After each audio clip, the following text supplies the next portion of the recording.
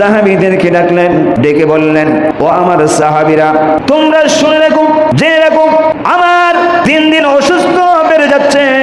হয়তো আজকে সোমবার, আমি রাসূলুল্লাহর আজকে শেষ দিন, হয়তো আমি নবীর জন্য দুনিয়ার শেষ দিন আজকে। এই কথা বলতে না বলতে সাহাবা ইকরাম যারা ছিলেন সকলে মনের মাধ্যমে এই কথা শুনে আর দেরি করলেন না।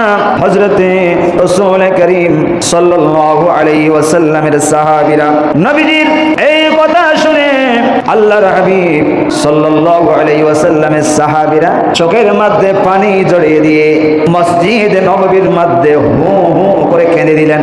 জোরে বলুন সুবহানাল্লাহ। রাসূলুল্লাহর সাহাবীরা কেঁদে দিলেন, নবীজি এগুলা কি বলে, আমরা নবীকে হারিয়ে ফেলবো। দেখেন সাহাবীদের মনে রাসূলুল্লাহর কত ভালোবাসা ছিল, সবাই কাঁদতেছে। ফাবাকাতিন নাসু জামিআ, অর্থাৎ উপস্থিত জনতা যারা ছিল তারা কান্নায় ভেঙে পড়েছে।